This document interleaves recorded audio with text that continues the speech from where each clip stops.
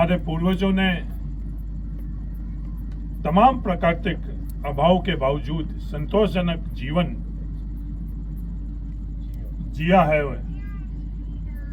वो हम लोग उस दुनिया को थार की बात के माध्यम से बताना चाहते हैं।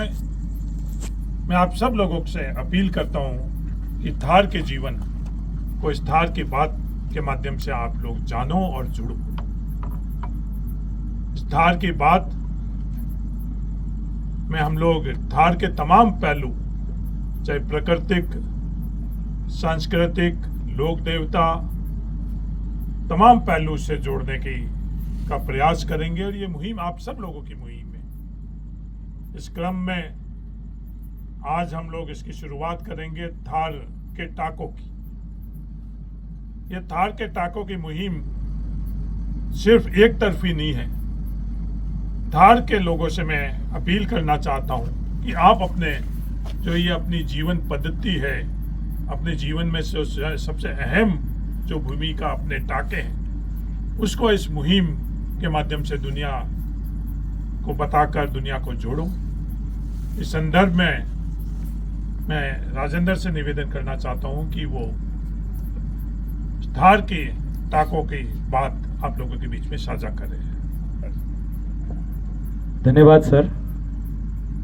हमारे अपने थार की विरासत, यहाँ की परंपरा और तमाम पहलुओं को देश, दुनिया, प्रदेश, सब जगह के प्लेटफॉर्म पर पहुंचाने के लिए आप तमाम मीडिया साथियों का हार्दिक स्वागत। जैसा आदरणीय हरी चौधरी जी ने बताया, ये थार की बात, थार जो हमारे पीढ़ियों का एक अभिन्न अंग है, वो धरती जहां हमारे पूर्वज पले बढ़े और आज हम अपना जीवन यापन कर रहे हैं। यहां अभावों से शुरुआत हुई, इन अभावों ने हमारे को बहुत कुछ दिया। इन अभावों ने हमारे को सांस्कृतिक विरासत दी, वानस्पतिक विरासत दी, और आज हम थार की बात में जिस श्रृंखला से शुरुआत करने जा रहे हैं, जिस जगह बैठे हैं, जो हमारे आदरणीय रुगाराम जी के जो टाके हैं, ये थार के टाके जो हमें विरासत के रूप में मिले हैं। ये हमारी मजबूरी थी, लेकिन आज मजबूती है। आज जब सब जगह जल का संकट है, उस संकट में अवेलेबल जितने पानी के सोर्सेज हैं, उसमें अगर थार के निवासी सबसे अच्छा पानी पी रहे हैं, सबसे शुद्ध और उत्तम क्वालिटी में पानी पी रहे हैं, तो उसका एकमात्र कारण है ये थार के टाके। जैसे हमारे बुजुर्ग जो बैठे हैं, पीरबक जी, मानाराम जी, इन सब ने और इनसे पहले की पीढ़ी ने इन टाकों के साथ अपना जीवन निकाला, क्योंकि इस थार की धरती में प्राकृतिक जल का कोई स्रोत नहीं था, केवल वर्षा के जल को संरक्षण करने के अलावा। इस वर्षा के जल संरक्षण के लिए टाकों का इजाद किया गया।